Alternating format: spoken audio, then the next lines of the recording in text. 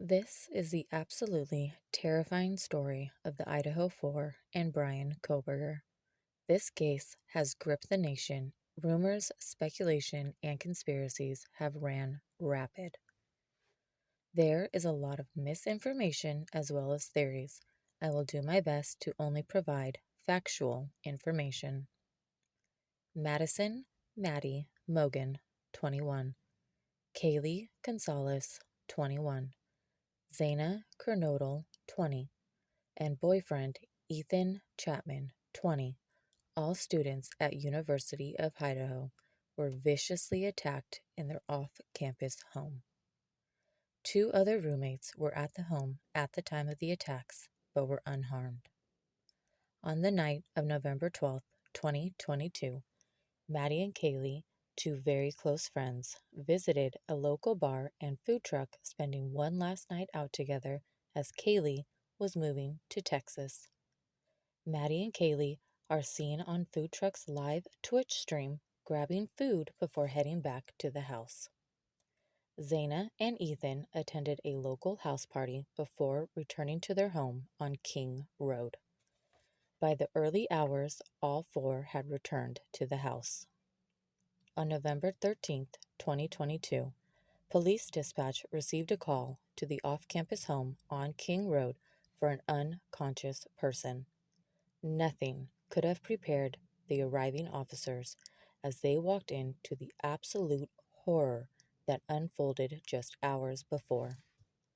The officers found four individuals deceased in the home, victims of brutal stabbings. Maddie, Kaylee, Zaina, and Ethan all suffered extensive wounds made by a large knife.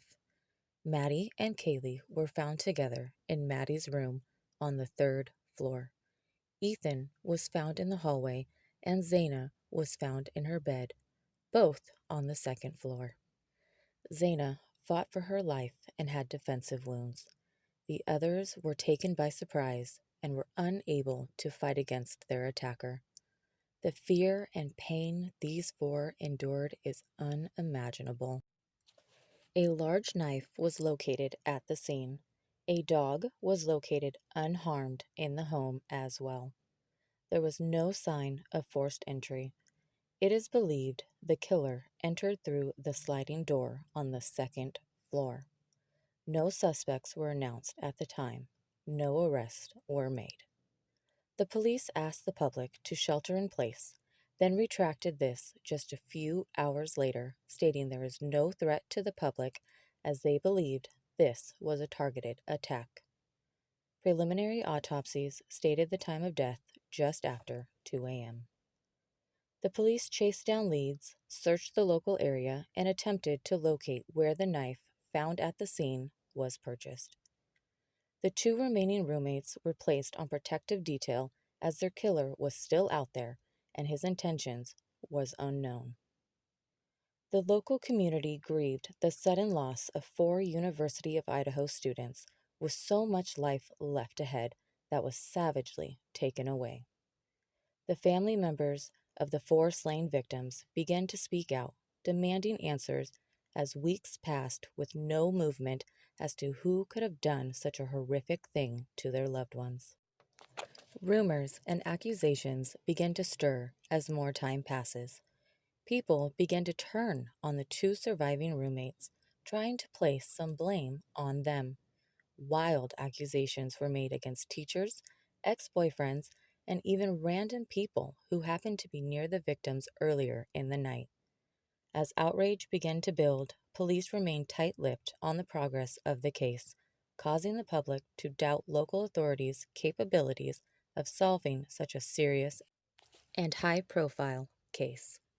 On December 7th, authorities asked the public's help to locate a 2011 to 2013 white Hyundai Elantra that had been spotted in the area, but no other information was provided, causing the public again to doubt local authorities and fear the case had gone cold, with the serial killer still walking free. Finally, on December 30th, 2022, police announced the arrest of suspect Brian Kohberger. a student at Washington State University, located 10 minutes from the University of Idaho and 15 minutes from the home located on King Road. Kohberger was majoring in criminal justice and psychology. He was in the process of getting his master's degree. Kohberger was arrested at his family home in Albeitsville, Pennsylvania, and extradited back to Idaho. He is being held without bail. Police believe Brian targeted at least one person in the home that night and tracked Brian's movements from Washington as he road tripped to Pennsylvania with his father. He was pulled over twice on this trip and can be seen calmly talking with police officers. Investigators have announced that DNA evidence found at the scene, cell phone use in the area, and tracking his white Hyundai Elantra is how they were able to narrow in on Kohberger. Kohberger's cell phone is pinged traveling in the direction of the home on King Street shortly before the murders take place, where it is either turned off or loses service. Then is pinged heading west after the expected time of the murders.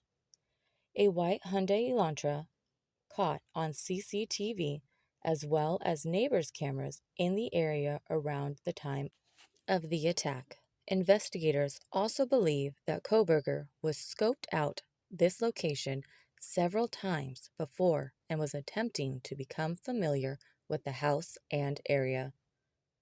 Sadly, one of the surviving roommates is called to testify on Kohberger's defense. This roommate is said to be an eyewitness to the case. She has said to have heard the commotion, heard crying, a man saying, "Don't worry, I am going to help you," and even made eye contact with the killer as he exited the home. She came within feet of him and was able to give a description to the police. Kohberger's lawyers believe she is the key to dismissing the case against him. She has been heavily criticized by the public and has already endured so much. Calling to testify on behalf of the man who killed your four close friends is unfathomable and, in my opinion, cruel.